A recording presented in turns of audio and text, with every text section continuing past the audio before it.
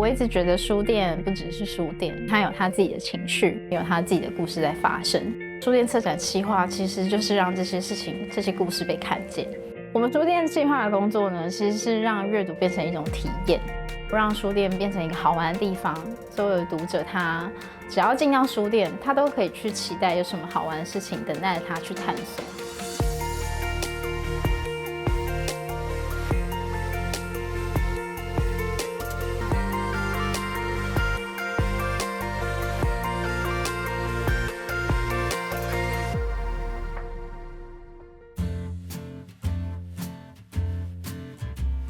我最早是去诚品新书店，我相信每个书店店员对于怎么样去拍这本书，心里面应该都一定会有自己的想法。其实每个时刻，你把书放上去，就是已经在策展，在传达一些事情。在书店真的就是漫无目的的看，跟一本书偶然相遇。当书店员有点像是红娘的感觉，就是我帮一个人跟一本书串起了桥梁，让一本书可以被带回家。在门市工作一段时间之后，决定想要换个环境，就去澳洲打工。我在澳洲做了很多工作，比方说采莱姆啊、洛梨、芒果，帮水果做等级的分类。那个工作叫做 grader， 然后我还要去孵育场。我要做的事情呢，就是去检查那些刚出生的小鸡它们的健康状态。在那边意识到，我需要一直有不停的新的刺激进来，我才会觉得这个工作有趣。筋骨已经活络很多，但是我很需要活络的脑袋。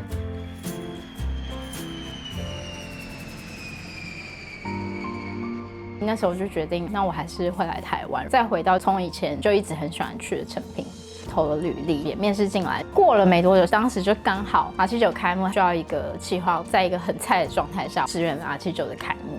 我所有的工作的目的都建立在我自己要觉得有趣上面，所以后来我就申请了内部转调，就调到了真的在做策展的单位。大概为100个人，100人都会说是策展发想的过程。那个是最快乐的时间。那第二快乐的是，我想的那些事情它被具现化了，那个成就感，甚至有时候可能会高过于发想时间快乐。神秘礼物是纸胶带，是那个 Elf 的小卡。我到诚品之后，做过最有趣的企划就是诚品动漫季。最一开始的原因其实是因为前面我在提其他案子，都没有得到非常好的成果。我就想说，那不如我提一个我真的很想做的事情，我来做一个动漫相关的专案好了。刚好当时的主管也很想要做这件事，一拍即合。还是记得，所以透过像这份作品里面，了解到走进二次元世界，所以我们这次用了一个宇宙的概念，希望可以让大家走进漫画世界。这个案子有趣的地方是，不止书店，像表演厅、电影院，他们都加进来一起响应的活动。全台湾每一间书店，我们都想了一些事情去做，不管是把漫画场景搬进书店里，还是说像在诚品西门，我们做一个 BL 的策展。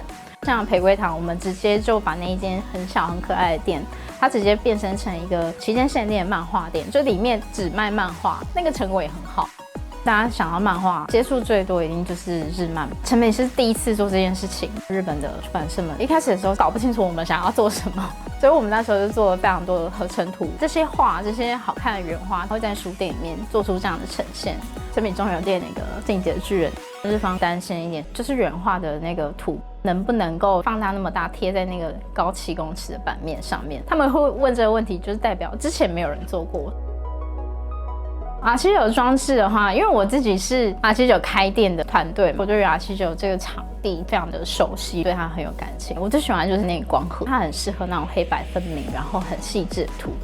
在我自己看的漫画里面，坂本日常跟胆大党是我觉得非常适合，因为他们都有很厉害的大场面。在看漫画的时候，你可能不会看到那么多的细节。那我这次就非常想要透过这样的装置，把原画厉害的地方给大家看。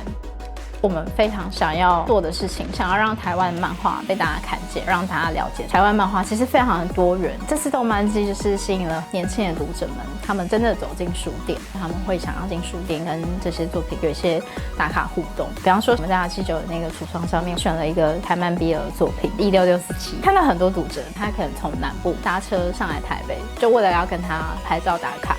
然后拍完之后又再风尘仆仆的回去南部。我觉得它算是一个很大的诱因。老实说，他们现在获得资讯的管道很多，他不一定要在书店里面去寻找这些资讯。可是我们创造一个契机，让他可以走进书店。又回到我刚刚说的，我们创造一个机缘，让书可以跟人相遇。实体跟线上的对比，希望大家也可以享受像这样子的反差，理解就是我小时候就有点乖，我喜欢在暑假开始前就把暑假作业全部写完。我家又住的比较偏远一点，真的超级无聊。我妈是看我闲在家没事，她就会带我们去租书店，租个几套漫画回家看。然后第一次去借的就是那个《品穷贵公子》，我当时真看了非常大量的少女漫画。最近这些漫画出版社也在陆续的重出，算是一个蛮好的机缘。这些好的作品又可以再被新一代的人看见。我觉得书店它是一个可以有很多想象实践的地方，可能在成品更是这样子。阅读其实是一个很私人的状态，书店能做的其实是创造一个场域，让每个有共同喜好的人都可以在这个场所里面有交流的机会，那个是我觉得最快乐的地方。